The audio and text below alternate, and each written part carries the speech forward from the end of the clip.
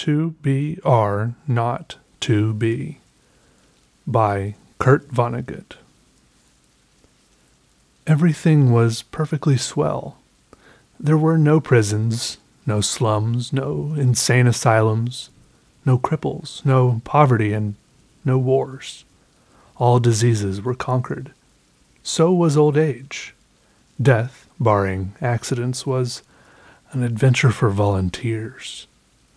The population of the United States was stabilized at 40 million souls. One bright morning, in the Chicago Lying-in Hospital, a man named Edward K. Welling, Jr., waited for his wife to give birth. He was the only man waiting. Not many people were born in a day anymore.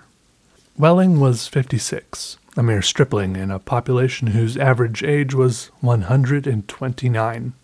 X-rays had revealed that his wife was going to have triplets. The children would be his first. Young Welling was hunched in his chair, his head in his hand. He was so rumpled, so still and colorless, as to be virtually invisible. His camouflage was perfect, since the waiting room had a disorderly and a demoralized air, too. Chairs and ashtrays had been moved away from the walls. The floor was paved with spattered drop cloths. The room was being redecorated. It was being redecorated as a memorial to a man who had volunteered to die. A sardonic old man, about 200 years old, sat on a stepladder, painting a mural he did not like. Back in the days when people aged visibly, his age would have been guessed at 35 or so. Aging had touched him that much before the cure for aging was found. The mural he was working on depicted a very neat garden. Men and women in white, doctors and nurses, turned the soil, planted seedlings, sprayed bugs, spread fertilizer. Men and women in purple uniforms pulled up weeds, cut down plants that were old and sickly, raked leaves, carried refuse to trash burners. Never, never, never, not even in medieval Holland nor old Japan, had a garden been more formal, been better tended. Every plant had all the loam, light, water, air, and nourishment it could use. A hospital orderly came down the corridor, singing, under his breath, a popular song. If you don't want my kisses, honey, here's what I will do. I'll go see a girl in purple, kiss this sad world toodaloo. If you don't want my lovin', why should I take up all this space? I'll get off this old planet, let some sweet baby have my place. The orderly looked in at the mural and the muralist. Looks so real, he said. I can practically imagine I'm standing in the middle of it. What makes you think you're not in it? Said the painter. He gave a satiric smile. It's called The Happy Garden of Life, you know.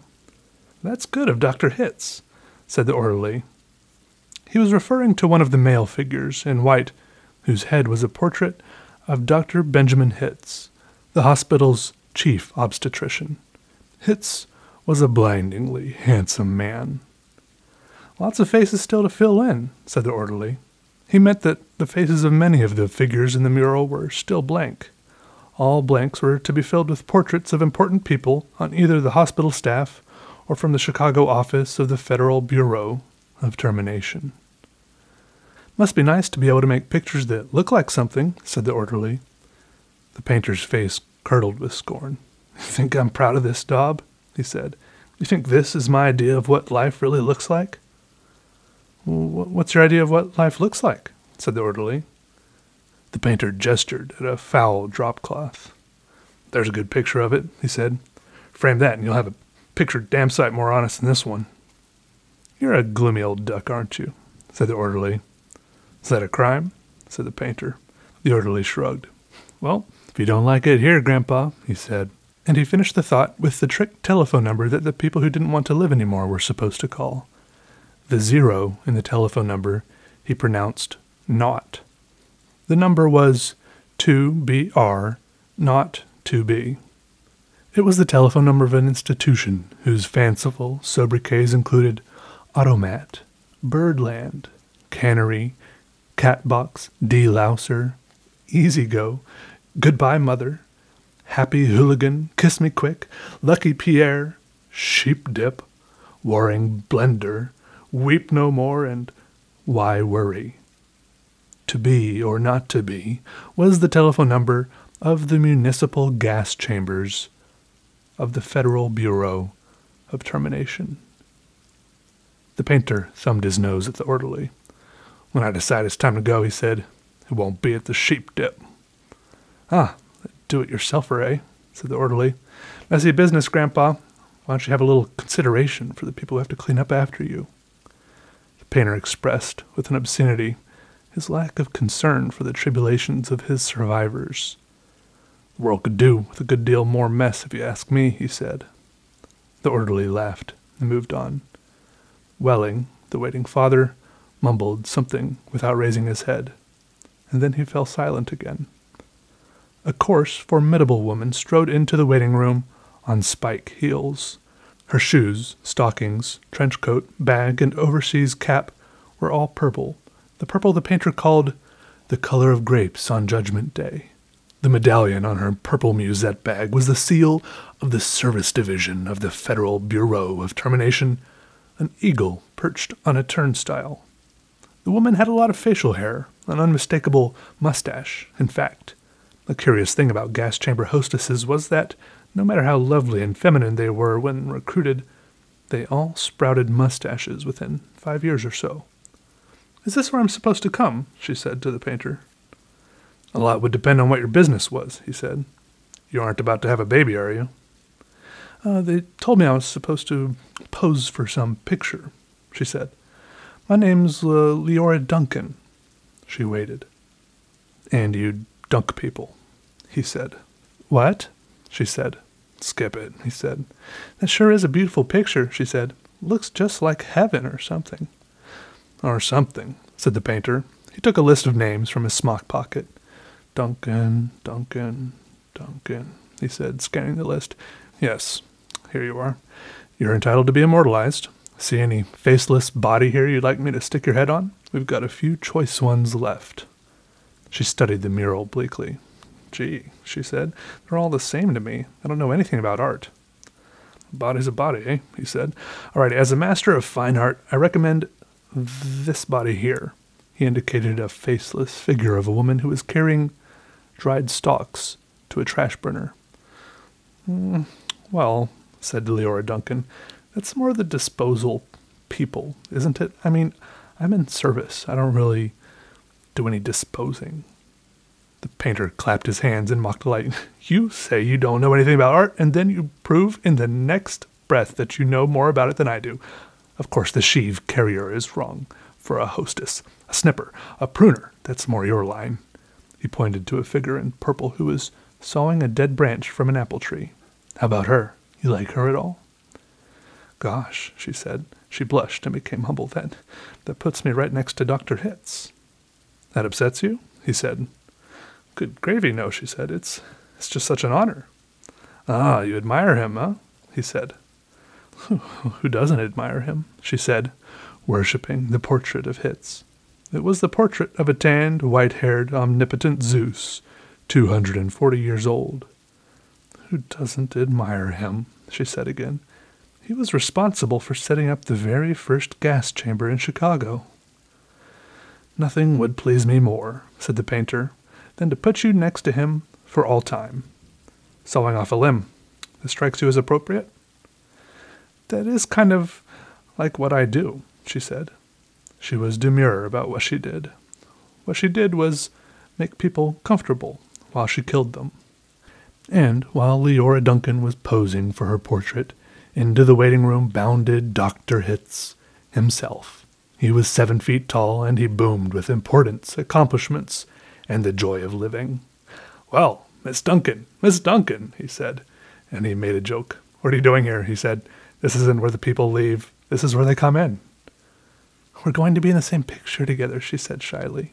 Good, said Dr. Hitz heartily. And, say, isn't that some picture? I sure am honored to be in it with you, she said. Let me tell you, he said, I'm honored to be in it with you. Without women like you, this wonderful world we've got wouldn't be possible. He saluted her and moved toward the door that led to the delivery rooms. "Guess what was just born?" he said. "I can't," she said. "Triplets," he said. "Triplets," she said. She was exclaiming over the legal implications of triplets. The law said that no newborn child could survive unless the parents of the child could find someone who would volunteer to die. Triplets, if they were all to live, called for 3 volunteers. "Do the parents have 3 volunteers?" said Leora Duncan. "Last I heard," said Dr. Hitz, "they had 1, and were trying to scrape up another 2. "I don't think they made it," she said. "Nobody made 3 appointments with us. Nothing but singles going through today, unless someone called in after I left. What's the name?"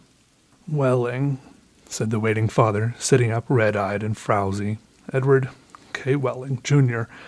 is the name of the happy father-to-be." He raised his right hand, looked at a spot on the wall, gave a hoarsely wretched chuckle. "Present," he said. "Oh, Mr. Welling," said Dr. Hitz. "I didn't see you." "The invisible man," said Welling. "They just phoned me that your triplets have been born," said Dr. Hitz. "They're all fine, and so is the mother. I'm on my way to see them now." Hooray," said Welling emptily. "You don't sound very happy," said Dr. Hitz. "What man in my shoes wouldn't be happy?" said Welling. He gestured with his hands to symbolize carefree simplicity. All I have to do is pick out which one of the triplets is going to live, and then deliver my maternal grandfather to the happy hooligan, and come back here with the receipt." Dr. Hitz became rather severe with Welling, towered over him. "You don't believe in population control, Mr. Welling?" he said. I think it's perfectly keen," said Welling tautly. "Would you like to go back to the good old days when the population of the Earth was 20 billion, about to become 40 billion, then 80 billion, then 160 billion? Do you know what a druplet is, Mr. Welling?" said Hitz. "Nope," said Welling sulkily. "A druplet, Mr. Welling, is one of the little knobs, one of the little pulpy grains of a blackberry," said Dr. Hitz. "Without population control, human beings would now be packed on the surface of this old planet like druplets on a blackberry. Think of it." Welling continued to stare at the same spot on the wall. "In the year 2000, said Dr. Hitz, "before scientists stepped in and laid down the law, there wasn't even enough drinking water to go around. Nothing to eat but seaweed. And still, people insisted on their right to reproduce like jackrabbits. And their right, if possible, to live forever." "I want those kids," said Welling quietly. "I want all 3 of them." "Of course you do," said Dr. Hitz. "That's only human." I don't want my grandfather to die either," said Welling. "Nobody is really happy about taking a close relative to the cat box," said Dr. Hitz gently, sympathetically. I wish people wouldn't call it that," said Leora Duncan. "What?" said Dr. Hitz. "I wish people wouldn't call it the cat box and things like that," she said. "It gives people the wrong impression." You're absolutely right," said Dr. Hitz. "Forgive me." He corrected himself, gave the municipal gas chambers their official title, a title no one ever used in conversation. "I should have said Ethical Suicide Studios," he said. "That sounds so much better," said Leora Duncan. "Now this child of yours, whichever one you decide to keep, Mr. Welling," said Dr. Hitz, "he or she is going to live on a happy, roomy, clean, rich planet thanks to population control. In a garden like that mural there." He shook his head. 2 centuries ago, when I was a young man, it was a hell that nobody thought could last another 20 years. Now centuries of peace and plenty stretch before us as far as the imagination cares to travel. He smiled luminously. The smile faded as he saw that Welling had just drawn a revolver. Welling shot Dr. Hitz dead. "There's room for 1, a great big one," he said. And then he shot Leora Duncan.